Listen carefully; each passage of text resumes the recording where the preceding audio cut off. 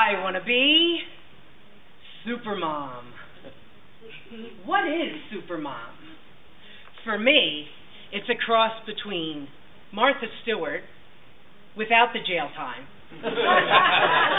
and Oprah Winfrey. Someone who could make the house beautiful, and someone who can lead and inspire.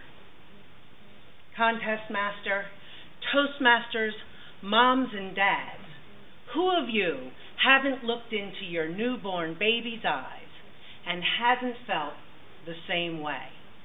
I want to be Supermom. My first daughter was born, Gianna, and as I looked into her beautiful face, her blonde hair and blue eyes, Nina, Nana, Coccolo della Mama. That's the lullaby I sang to my children every night before I put them to sleep. It means, baby girl, good night. You are Mommy's treasure. When I brought Gianna home from the hospital, she didn't really understand the going to sleep part about being a baby. And since I was a super mom, I swore I would never put her to sleep in a swing. Oh, no, not me. I have skills. I know about walking and rocking and singing. I know about putting them in the bath. I would never put her in the swing to go to sleep. 3 weeks after I brought her home, she was still awake until 3 o'clock in the morning every single night. She was crying, I was crying, and my beautifully supportive husband was snoring. I was at my sleep-deprived wit's end. I didn't know what to do.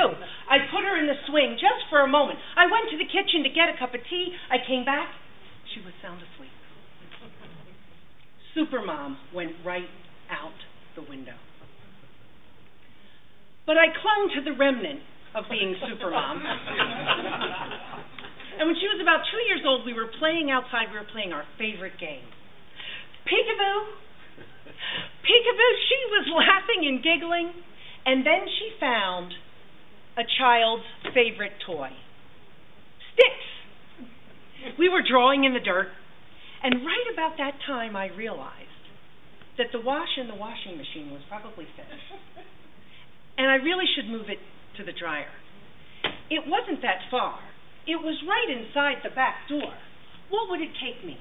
20 seconds to hop in the back door, move the wash, and hop back out? I eyed the 5-foot fence surrounding our property. And I looked at the latch. I didn't think she could reach it, and I'm certain that she wouldn't know how to use it. So I hopped in the back door. I moved the washer dryer. I came back out. She was gone. Oh, my gosh, the gate was open. Gianna! Gianna! I had to call 911. I went back and I got the portable phone. I started running down the driveway. Officer! Officer! My 2-year-old. Officer? I was losing reception. To talk, I had to go back there, but my baby was back there. Officer! Officer! Just then, I heard a man yelling, and I knew if he was yelling that he could hear me yelling. Around the corner, he came, carrying my daughter. I was so relieved. He put her in my arms, and I started to cry. He says, "Why are you crying? She's here.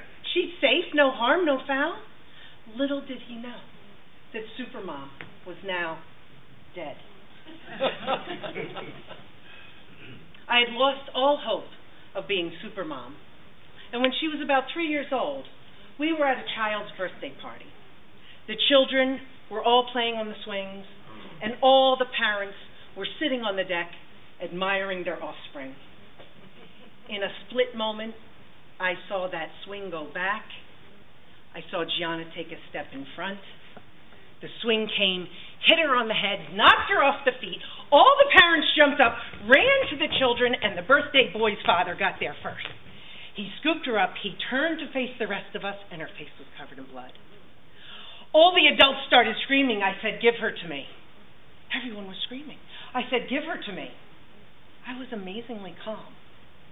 I said, "Someone get the keys, Someone get me a towel. We're going to the emergency room.